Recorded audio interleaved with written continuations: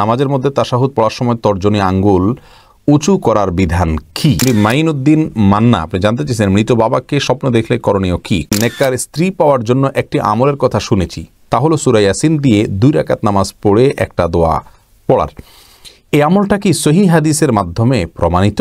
অনেকে বলে স্ত্রী প্রেগনেন্ট থাকলে স্বামী কোনো জীবজন্তু মারতে পারবে না, যেমন মশা, মাছি, ছারপোকা ইত্যাদি। মারলে আগত সন্তানের অমঙ্গল হবে। এটা কি সঠিক? আমি প্রবাসী, এশার নামাজের পর তাহাজ্জুদ নামাজ পড়ে থাকি, তা সঠিক কি না? আল্লাহুম্মা ইন্নী আউযু বিকা মিন আযাবিল কবরি দোয়ায়ে মাসুরা, এটা দোয়ায়ে মাসুরার জায়গায় পড়া যাবে কি না? SMS এ তালাক দিলে কি তালাক হবে, নাকি মুখ উচ্চারণ করলেই শুধু তালাক হবে? বিলম্ব না করে চলুন আমরা চলে যাই আমাদের প্রশ্নোত্তরে সরাসরি। শেখ সোহানুর রহমান জানতে চেয়েছেন নামাজের মধ্যে তাশাহুদ পড়ার সময় তর্জনী আঙ্গুল উঁচু করার বিধান কি? এটা সুন্নাত, কেউ না করলে অসুবিধা নেই, নামাজ হয়ে যাবে, কিন্তু সুন্নাত বা মুস্তাহাব।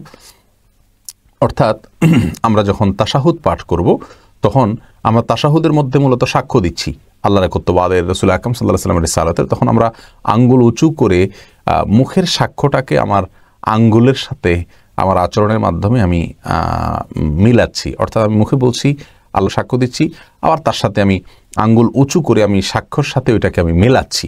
তো এটা জায়েজ, এটা মুস্তাহাব, করা উচিত। যদি কেউ না করেন নামাজ হয়ে যাবে। এটার পদ্ধতি নিয়ে অনেক মতপার্থক্য আছে, এটি আমরা বারবার বলেছি। সারাক্ষণ নাড়াতে থাকবো নাকি উঠিয়ে শুধু ধরে রাখবো? তো নাড়াতে থাকার সপক্ষে একটি হাদিস মুসনাদ আহমদে বর্ণিত হয়েছে যে এই আঙ্গুল নাড়ানোটা শয়তানের উপরে লোহার চাইতে বেশি, আপনার লোহার আঘাতের চাইতে বেশি কষ্টের। তো এই হাদিসের ভিত্তিতে অনেক আমাকে মনে করেন যে নাড়াতে থাকলে শয়তানের প্রতি এটা আঘাতের কাজ দেয়, এই জন্য নাড়াতে থাকার কথা তারা বলেন। আর এর বিপরীতে অনেক উলামায়ে কেরামের মতে এটা শুধুমাত্র উঠাবেন এবং নামাবেন। এখানে নাড়ানো বলতে উদ্দেশ্য হলো উঠানেন এবং নাড়ানো, এই নাড়ানো, সারাক্ষণ নাড়ানো উদ্দেশ্য না। আর তাছাড়া এখানে বেশিরভাগ হাদিসগুলোতে এসে ইউশিরু, আঙ্গুল দিয়ে ইশারা করা। তো ইশারা করা না হলে ইশারা করা হয় না, উঠানো এবং নামানোর মাধ্যমে ইশারা করা হয়। এই দ্বিতীয় মতটা আমার কাছে বেশি শক্তিশালী মনে হয়। অর্থাৎ উঠাবেন এবং নামাবেন। এমডি আরিফ আবার উঠানো নামানোর ক্ষেত্রে অনেকে বলেন আশহাদু বলার সময় উঠাবেন, লা ইলাহা ইল্লাল্লাহ বলার সময় নামা ফেলতে হবে, একটু আগের পরে হলে ঈমান থাকবে না। এগুলো সম্পূর্ণ ভিত্তিহীন কথা। মাইনুদ্দিন মান্না আপনি জানতে চেয়েছেন মৃত বাবাকে স্বপ্ন দেখলে করণীয় কি কোরআন ও সুন্নাহর আলোকে? ভাই মাইনুদ্দিন, এ বিষয়ে আমাদের বক্তব্য আছে। মৃত আত্মীয় স্বজনকে স্বপ্ন দেখলে করণীয় কি আমাদের ইউটিউব চ্যানেল অথবা এই পেজে আপনি সার্চের ঘরে গিয়ে সার্চ করলে ভিডিওটি পেয়ে যাবেন। বিশেষ কোনো করণীয় নেই। আপনি তাকে দেখেছেন, আপনার তার প্রতি ভালো লাগা, ভালোবাসা কাজ করছে, তার জন্য আপনি এই জন্য বিশেষ করে আল্লাহর কাছে দোয়া করুন, আল্লাহর কাছে চান, তার পক্ষ থেকে দান সাদকা করুন। বাস, নির্দিষ্ট করে কোনো কিছু করতে হবে এমন কোনো বাধ্যবাধকতা নেই।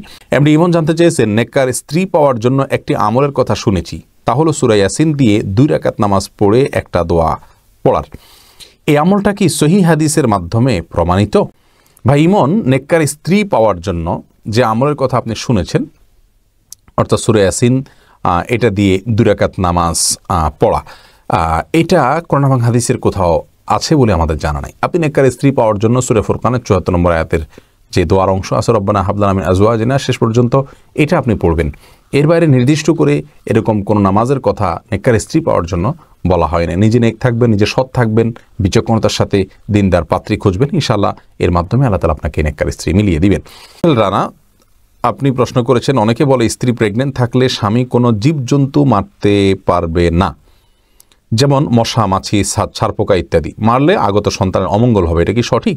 না ভাই সোহেল রানার, সম্পূর্ণ ভিত্তিহীন কথা, এবং কোরআন এবং হাদিসে এই ধরনের কোনো কথা নেই। প্রচুর পরিমাণে ভিত্তিহীন কথা এবং প্রপাগান্ডা আমাদের সমাজে প্রচলিত আছে, অনেক কুসংস্কার আমাদের সমাজে প্রচলিত আছে। তার মধ্যে থেকে এটা একটা, স্ত্রী প্রেগনেন্ট থাকলে স্বামীর জন্য কোনো করণীয়, মুরগি জবাই করতে পারবে না, এটা করতে পারবে, ওটা করতে, এরকম কোনো কথা নেই। এগুলো সম্পূর্ণ বানানো কথা। তাহের খান আপনি আইডি থেকে জানতে চেয়েছেন আমি প্রবাসী, এশার নামাজের পর তাহাজ্জুদ নামাজ পড়ে থাকি, তা সঠিক কি না? এশার নামাজের পর তাহাজ্জুদ পড়া যায়, আমরা অনেকেই যাই না। তাহাজ্জুদের জন্য অনেকে মনে করে যে ভোর রাত জরুরি, ভোর রাতে তাহাজ্জুদ পড়লে বেশি উত্তম, সন্দেহ নাই। কিন্তু এশারের সালাতে সালাম ফেরানোর পর থেকে কিন্তু আপনি তাহাজ্জুদের নিয়তে সালাত পড়তে পারেন। 2 রাকাত করে আপনি যত খুশি সালাত পড়লেন, এরপরে বিতির পরে আপনি শুয়ে গেলেন। এটাও ইনশাআল্লাহ কিয়ামুল লাইল বা রাত জেগে যে সালাত আদায় করা, তার সওয়াব আপনাকে এনে দিবে। যদিও মূল তাহাজ্জুদ, হুজুদ শব্দের অর্থই হলো ঘুম থেকে উঠে সালাত আদায় করা। অতএব আপনার তাহাজ্জুদ এটা হবে ঘুম থেকে উঠে সালাত আদায় করলে, সেটা হলো প্রকৃত তাহাজ্জুদ এবং তাহাজ্জুদের মূল ফরম্যাট। কিন্তু এশার সালাতের পরে তাহাজ্জুদের নিয়ে সালাত আদায় করেন, সেটা তার কারণে আপনি কিয়ামুল লাইলের সওয়াব পাবেন ইনশাআল্লাহ বিইذনিল্লাহ। নাইম আমার চেয়ে কারণ আমার ভালো, অন্তত এটা চালু রাখা উচিত। আব্দুল হাসান ভুঁইয়া আপনি জানতে চেয়েছেন আল্লাহুম্মা ইন্নী আউযু বিকা মিন আযাবিল কবরি দোয়ায়ে মাসুরা, এটা দোয়ায়ে মাসুরার জায়গায় পড়া যাবে কি না, নাকি দোয়া মাসুরা পড়ে তারপর এটা পড়তে হবে? দেখুন,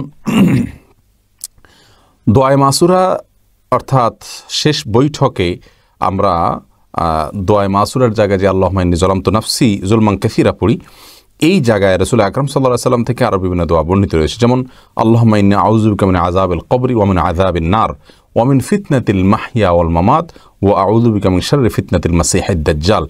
এই দোয়া আমরা পড়তে পারি, এটিও হাদিসে রয়েছে। আপনি চাইলে আল্লাহুম্মা ইন্নী যালামতু নাফসি যুলমান কাসীরা ওইটার সাথে এটা পড়তে পারেন, আর চাইলে এটা শুধুমাত্র এটা পড়তে পারেন আল্লাহুম্মা ইন্নী যালামতুর পরিবর্তে, সেটিও জায়েজ রয়েছে।